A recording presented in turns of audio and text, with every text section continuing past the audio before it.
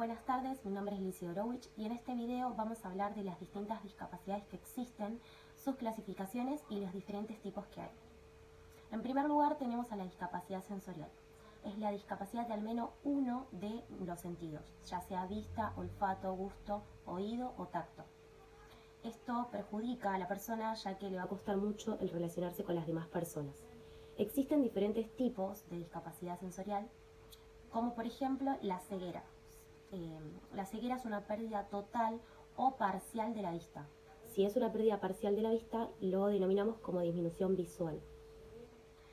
En segundo lugar tenemos a la sordera, siendo la discapacidad de la pérdida del oído, la pérdida auditiva, ya sea por una lesión en el oído interno o una lesión en el nervio que conecta al oído con el cerebro. Y después están las personas sordoceguera, que son aquellas que presentan la discapacidad auditiva y visual.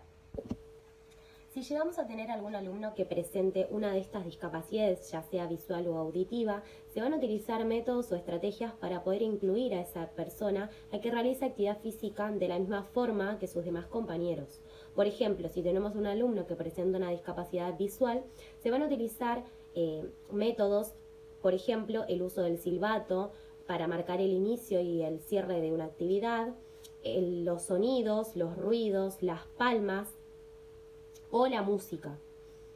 Y si nuestro alumno presenta una discapacidad auditiva, va a ser todo lo contrario. Se van a utilizar imágenes, carteles, luces para marcarle al alumno, por ejemplo, lo que se puede hacer y lo que no, con un cartel rojo y con un cartel verde. Como otra de las discapacidades tenemos a la discapacidad motriz. Es cuando una persona presenta un estado físico que le impide el moverse, desplazarse, la manipulación de los objetos o mismo la coordinación entre la respiración. En estas personas se presenta una alteración en los huesos, músculos o articulaciones, o mismo puede ser un daño causado en el cerebro, por lo que no pueden coordinar los movimientos de sus miembros inferiores o superiores, o también realizar estos movimientos con precisión. Hay distintos tipos que afectan a distintas partes o extremidades del cuerpo. Por ejemplo, si una de las extremidades se ve afectada al movimiento, se denomina monoplegia. Si está afectada la zona inferior del cuerpo, se denomina paraplegia. Ahora, si están afectados tanto miembros superiores como inferiores del cuerpo, se denomina tetraplegia. Y así hay distintas denominaciones, como por ejemplo distrofia muscular, la lesión medular, hasta la amputación, que es la pérdida de alguna de las extremidades del cuerpo. La mayoría de las personas que presentan discapacidad motriz utilizan sillas de rueda, por lo que en mi actividad lo que haría para incluir a esa persona sería que todos realicen la actividad desde una silla, así están todos en las mismas condiciones, o desde el suelo, así esa persona realiza la actividad sin la silla de ruedas desde el suelo, o también realizar la actividad con ayuda de otro compañero. Por último tenemos a la discapacidad intelectual. Los niños que presentan esta discapacidad tienen dificultades en el funcionamiento intelectual, tanto en la comunicación como en el aprendizaje, en el resolver situaciones imprevistas, resolver problemas. Es una serie de limitaciones en las habilidades del día a día. Tienen dificultades para seguir una rutina, el higiene, o mismo también para desenvolverse en su entorno o adaptarse en el medio en el que viven.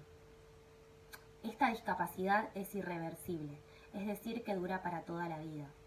De acuerdo a la edad del niño y dentro de los parámetros, hay señales como aprender a hablar más tarde, caminar, gatear más tarde, tener dificultades para aprender, para sociabilizar, para resolver problemas, para pensar con lógica y estratégicamente y para resolver manualidades finas.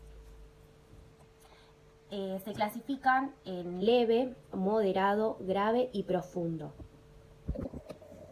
Dentro de esta discapacidad intelectual podemos encontrar el trastorno espectro autista, TEA, presentando estas señales que habíamos nombrado antes, como el tema de la dificultad para la comunicación, para relacionarse con los demás, para sociabilizar con su entorno, y mismo para resolver problemas. Y también por otro lado tenemos al síndrome de Down, siendo una alteración genética que producen por la presencia de un cromosoma extra. Con estos niños que presentan discapacidad intelectual, lo que haría sería realizar más juegos de motricidad fina para poder desarrollar su área cognitiva motriz, y estas actividades son más individuales. Y bueno, para los niños con autismo, en algunos casos les molesta mucho el tema del ruido, del alboroto, entonces le colocaría unos auriculares para evitar así el tema de la distracción o que les provoque un momento de pánico. O en el caso de que sea algo más visual, lo que haría sería mantener el clima ordenado y calmado para que el niño se sienta satisfecho en la clase.